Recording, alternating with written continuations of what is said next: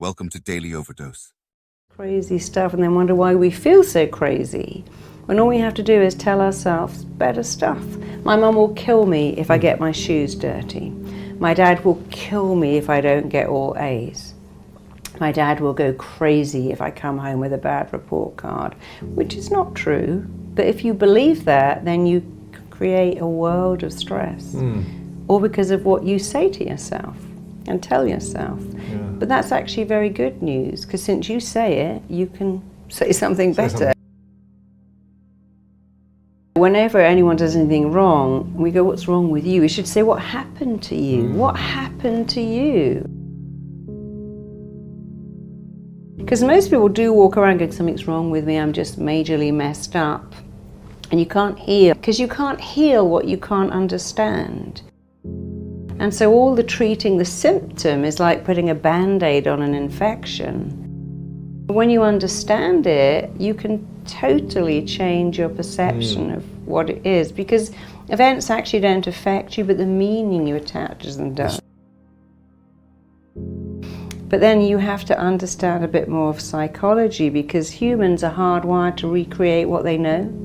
We like what's familiar, even if it's very bad. If I've never had money and I win the lottery, I'm going to get rid of it. Or if I've never had love and you love me, I'm going to reject you because it's so unfamiliar. If I've had a dad who calls me an idiot and worthless, guess what kind of guy I like? That's it. Because when I meet them, I go, oh, I feel like I've known this guy my whole life. We just clicked. And they think, oh my God, it's because he's my dad.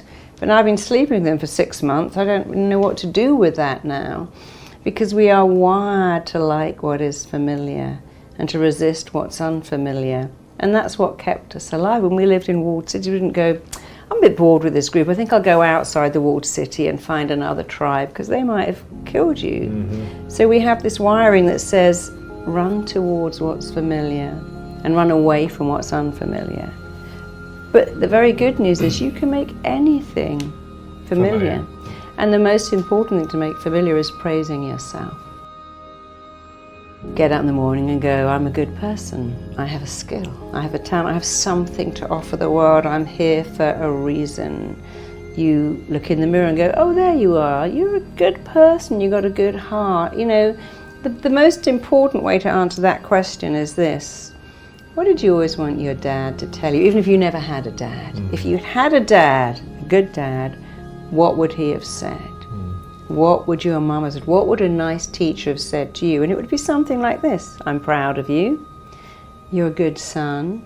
I'm so glad I'm your dad. How lucky I got to have you. And a teacher would say, you're such a smart kid. What a joy it is to teach you because you're smart. And we all want to hear the same stuff. I love you, I'm proud of you, you're interesting, you're a great company. Nobody needs to hear I'm the best dentist in Beverly Hills, because that doesn't work. It's emotions, and many of my clients, their mother might be dead, but they're still trying to get her to approve of them. Dad's living in another country, but they're still working to make him like them. And you know, the most important thing is you like you. So whatever you wanted to hear, say it to yourself, because your mind doesn't even know that it's coming. And it also doesn't care. Your mind doesn't care if what you tell it is right or wrong, or true or false, or even if it's good or bad, it lets it in like chapstick on your lips. Your lips don't go, is this organic, fair trade? Just lets it in. It needs a bit of nourishment. And we need some nourishment, and words are very nourishing. And there is actually nothing on the planet that will raise your self-esteem like praise. And the mind likes repetition. And when you say it every day, your mind kind of goes, oh yeah, here you go again with that praise. You say it every day, must be true. And now it sinks in. Problem is, if you criticize yourself every day, it says the same thing. And the familiar, unfamiliar, if praise is unfamiliar, but criticism is familiar, and you say to someone like Robin Williams, oh my God, that last show was funny. He goes, didn't you notice? I've left out the best. I fluffed a word. It wasn't as good as the one before. So if you're not used to praise, you'll reject it. And if you're used to criticism, you'll add it in. because we do what's familiar. So if we say to someone, I love your book, they go, oh, actually, it's not that good. The other one is much, I love your top. Oh, I got it in a car boot sale. It's 5 years, I've got a hole in it. So if we haven't got praise, we actually reject it. And you just have to say to yourself, I'm going to make this familiar. I'm going to praise myself every day. It might feel weird, but I'll keep doing it. It's a bit like running. You know, running isn't familiar, especially around Beverly Hills. But if you put your shoes on and go for a run on concrete, eventually it becomes familiar and then you like it. You can make anything familiar or unfamiliar. And my advice to everyone is look at your bad habits and make them unfamiliar. And look at what you want, especially praise, and make it familiar, more so because if you've got a startup or you're working for yourself, the days of a boss going, well done, good job, pat on the back are over. And you have a praise muscle and no one's going to build it up except for you. But if you build it up, it makes you bulletproof. There's only 3 things wrong with everyone. Everyone has got 3 things wrong. The number 1 is I'm not enough. The second one is I'm different, so I can't connect. And the third is I really want something like freedom from depression or success, but it's not available. But I'm not enough is the biggest. I mean, I've worked with hundreds of thousands of addicts. I've never found one ever that ever believed they're enough. And if we look at the key addictions, shopping, binging on food, binging on alcohol, all of those things come from a feeling of emptiness inside because we're taught, oh, you feel a feeling? Why don't you eat some donuts or go onto eBay and buy, or Amazon or buy something, or have a drink? And our feelings are the most real thing we have, and we push them down. We find all this stuff to buy or eat or drink or take to keep us, like John Lennon said, comfortably numb. But then the feelings regroup and come back because they've always got a job to do. And I always say to my clients, look, you've got to feel the feeling until it no longer requires to be felt. You can't eat it or drink it or shop it away, but we're all taught that we can and should. So I'm not enough is the biggest problem I see. The mind's job is to tune into your thoughts and give you what it thinks you want. And it can only work that out by what you say. When you say, this 405 is killing me, I'm dying, my boss makes me want to kill myself.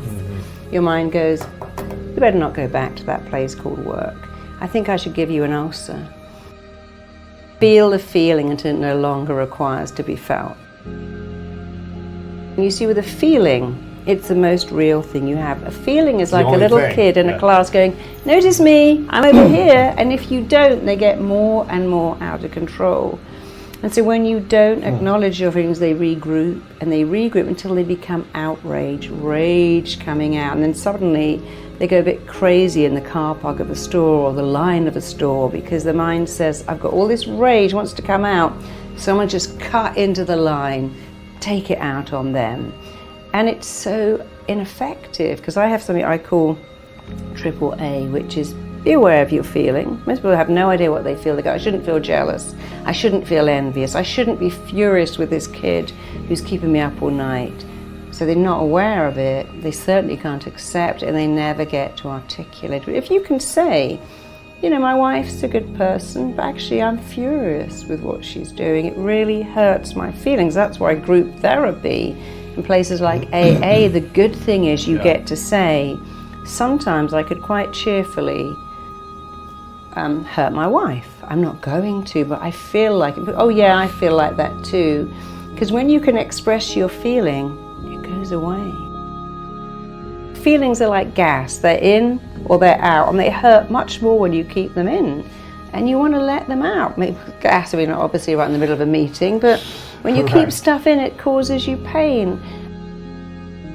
And all psychiatrists will tell you, and if you want to be sorted out, here's something you must do. Express your hurt as close to the event that hurt you happening as possible.